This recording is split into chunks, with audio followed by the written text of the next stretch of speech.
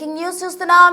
Israel America Iran యుద్ధం start అయ్యి ఇప్పటికీ రోజులు గడుస్తున్నప్పటికీ కూడా యుద్ధం తీవ్ర రూపం దాలుస్తుంది కానీ తగ్గుముఖం పట్టని పరిస్థితి నెలకొంది. అటు పశ్చిమాసియాలో యుద్ధం కారణంగా అట్టుడికి పోతున్న సిచ్యువేషన్ నెలకొందనే చెప్పాలి. ఇప్పటికే ఇరాన్ దాడులు ప్రతి దాడులతోటి మొత్తంగా కూడా తెగబడుతున్న పరిస్థితి నెలకొంది. ప్రపంచంలోనే అతిపెద్ద ఎల్ఎన్జి క్షేత్రమైన ఖతర్లో ఉన్న రజ్లఫాన్ పై ఇరాన్ దాడులకు తెగబడింది. ఇప్పటికే అటు గల్ఫ్ దేశాలన్నీ కూడా ఇరాన్ పై తీవ్ర అసహనం వ్యక్తం చేస్తూ ఉన్నాయి. సౌదీ, ఖతర్, కువైట్ లక్ష్యంగా అతిపెద్ద దాడులకు తెగబడుతుంది ఇరాన్. ప్రపంచంలోనే అతిపెద్ద ఎల్ఎన్జి క్షేత్రమైన ఖతర్లో ఉన్న రజ్లఫాన్ పై ఇరాన్ దాడి చేసింది. దాదాపు 2.4 లక్షల కోట్ల రూపాయల వరకు కూడా నష్టం వాటిల్లినట్టు అంచనా వేస్తున్నారు అధికారులు. ఈ క్షేత్రం నుంచి భారత్ కు సగానికి పైగా గ్యాస్ సరఫరా అవుతూ ఉంటుంది. అయితే ఈ గ్యాస్ కోలుకోవడానికి 5 ఏళ్ల సమయం పడుతుంది. ఏదైతే ఆ క్షేత్రాన్ని మొత్తం ధ్వంసం చేశారో ఈ నేపథ్యంలో గ్యాస్ కొరత అనేది ఎక్కువగా ఏర్పడుతుంది. ఆ క్షేత్రం నుంచే ఎక్కువగా కూడా గ్యాస్ సరఫరా అవుతుంది కాబట్టి మొత్తం కోలుకోవడానికి 5 ఏళ్ల సమయం పడుతుంది అంటున్నారు. సౌదీలో అరామ్కో పైన ఇరాన్ దాడి చేసింది. ఇరాన్ తీరుపై సౌదీ తీవ్ర ఆగ్రహం వ్యక్తం చేస్తోంది. ఇరాన్ వెనక్కి తగ్గకపోతే తాము కూడా యుద్ధంలోకి రావాల్సి వస్తుందంటూ కూడా సౌదీ హెచ్చరిస్తోంది. మొత్తంగా ఆయిల్ గ్యాస్ క్షేత్రాలపై ఇరాన్ బిగ్ అటాక్స్ చేస్తూ ఉంది. దీంతో యుద్ధం తీవ్ర రూపం దాలుస్తుందనే చెప్పాలి. ఇప్పటికే యుద్ధం ప్రారంభమై సుమారు 20 రోజులు అవుతున్నప్పటికీ కూడా అటు పశ్చిమాసియాలో యుద్ధ ప్రభావం అనేది తగ్గని పరిస్థితి.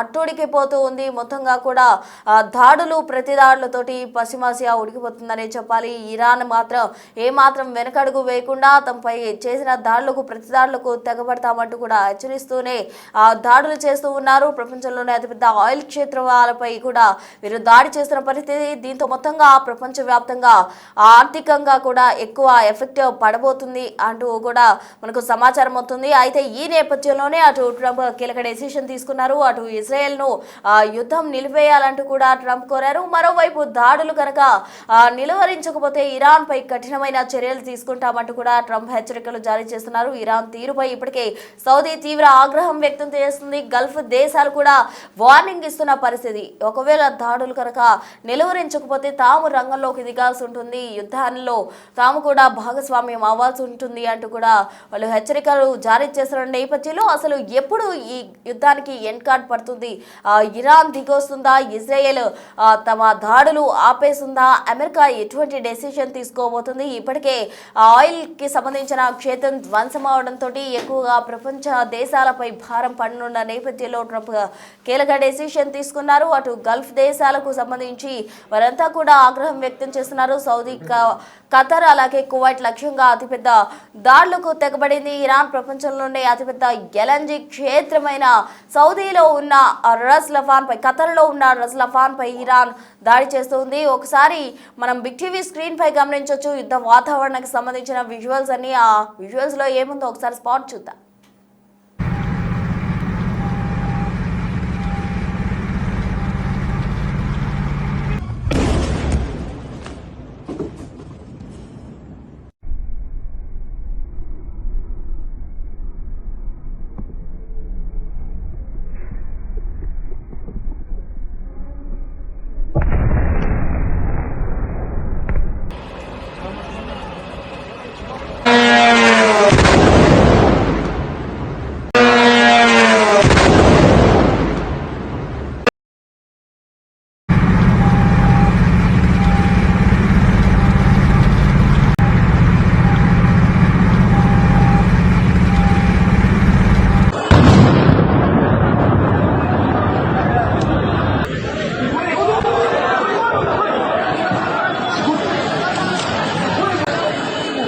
सामने बढ़ाओ।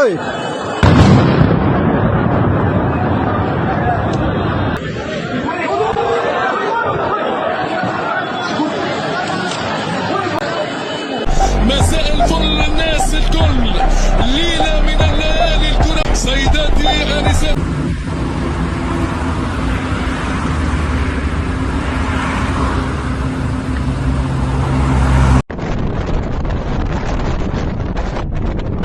सामने बढ़ाओ।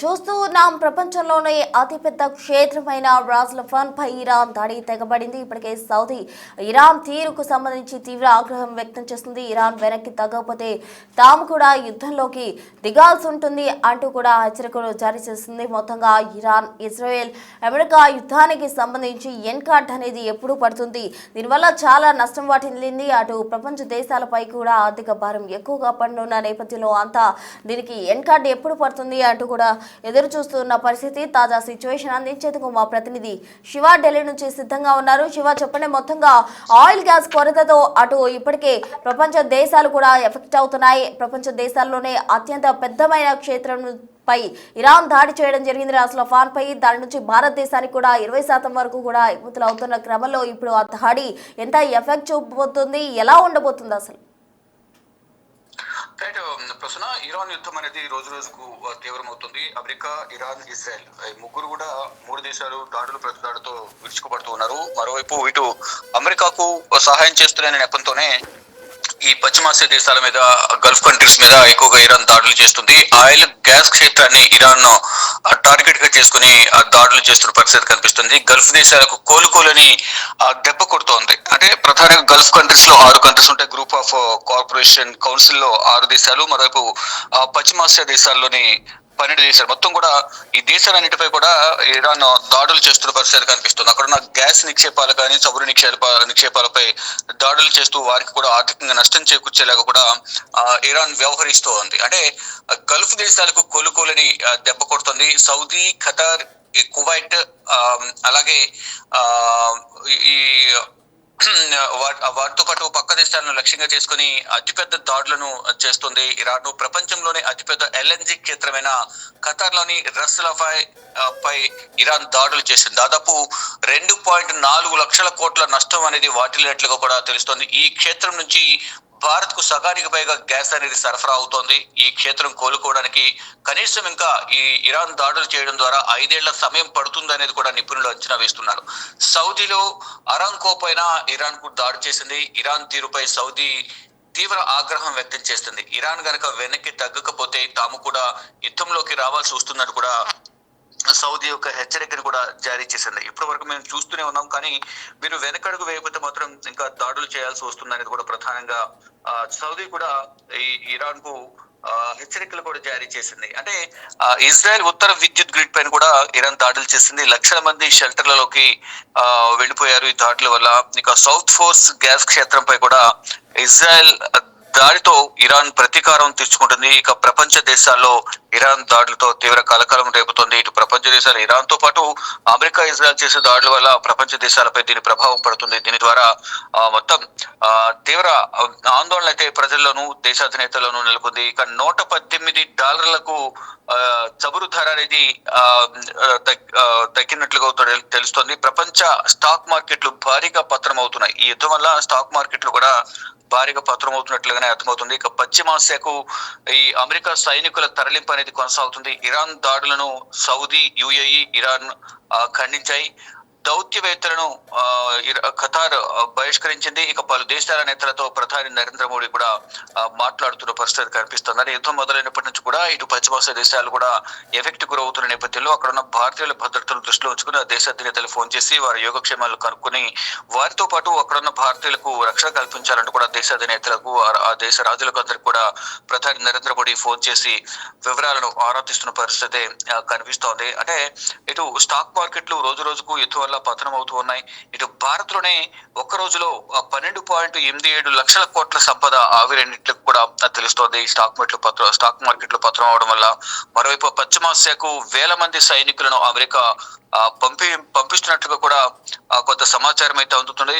ఇక మొత్తం యుద్ధం అనేది మొదలైతే మాత్రం ఎంత కాలం కొనసాగుతుందనే ఆందోళనలు కూడా పెరుగుతున్నాయి. ఇప్పటికీ అంతర్జాతీయంగా చమురు సరఫరాకు అంతరాయం కలుగుతున్న నేపథ్యంలో చమురు క్షేత్రాలపై మరింత వణుకు పుట్టిస్తున్న ఈ దాడులు అనేవి కూడా. ఇక డ్రోన్లు, క్షిపణులు మోత మధ్య శుక్రవారం రంజాన్ జరుపుకోవడానికి గల్ఫ్ దేశాలు సిద్ధమైనట్లు తెలుస్తుంది. అంటే ఇప్పుడు రంజాన్ మాసం, అందులోనూ ముస్లింలకు పవిత్ర పండుగైన రంజాన్ కూడా ఈ రోజు పండుగ అనేది జరుపుకోవాల్సి ఉంది. కానీ ఈ బాంబుల మోతల మధ్యనే ముస్లింస్ అంతా కూడా ఆ గల్ఫ్ కంట్రీస్ లో ఉన్న ముస్లింస్ అందరూ రంజాన్ వేడుకలు జరుపుకోవాల్సిన పరిస్థితులు ఏర్పడ్డాయంటూ కూడా చెప్తున్నారు. యుద్ధం ప్రారంభమయ్యాక తొలిసారి ఉత్తర ఇరాన్ పై ఇజ్రాయెల్ దాడులకు దిగినట్లు తెలుస్తుంది. కాస్పియన్ సముద్రంలో నౌకలు, పోర్టు, కమాండ్ కేంద్రంగా ఈ దాడులు చేశామనేది ప్రధానంగా వారు చెప్తూ ఉన్నారు.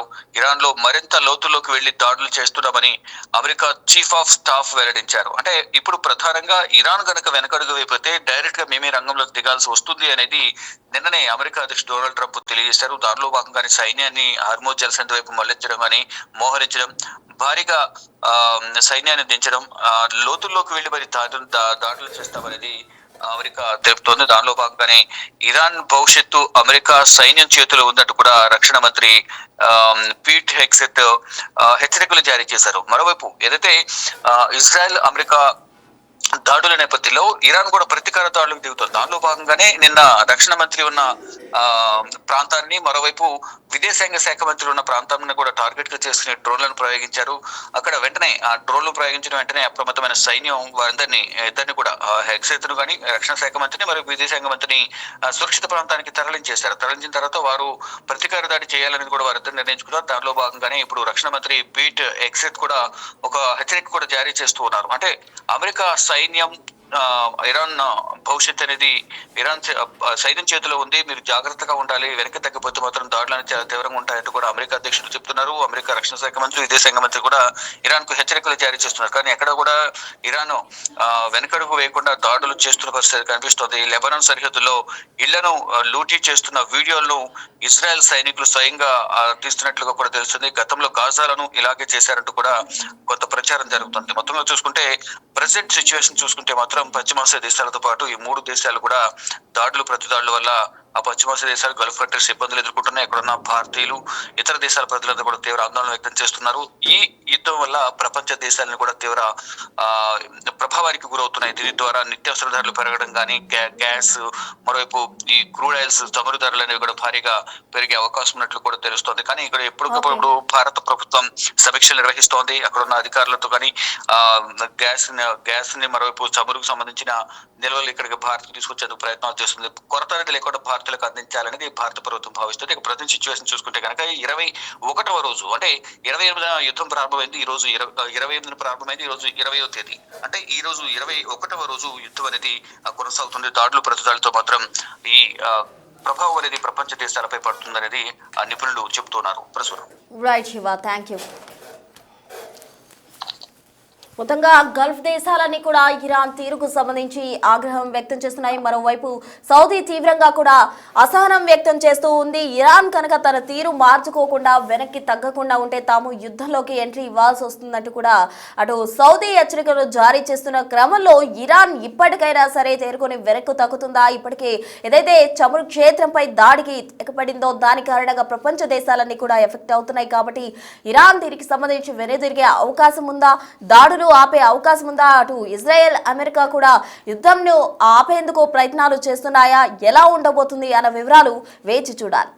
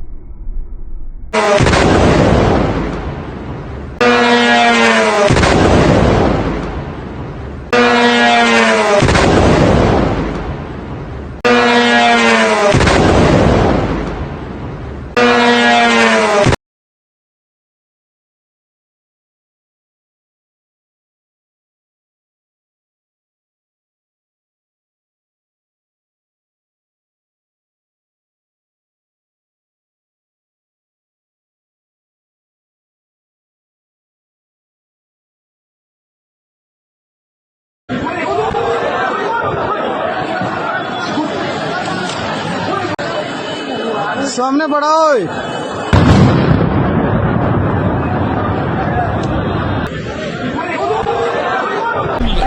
ليلة من الليالي الكرة. سيداتي آنساتي سادتي أينما كنتم طابت أوقاتكم، مرحبا بكم، مساء الفل الناس الكل.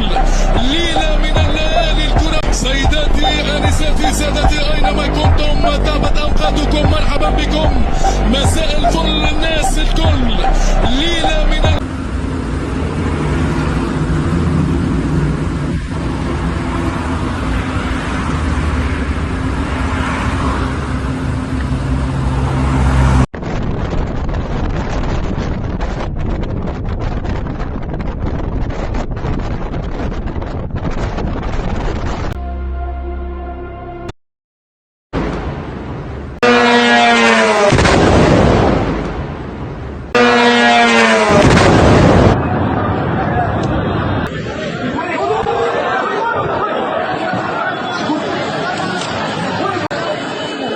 सामने पड़ा ओए।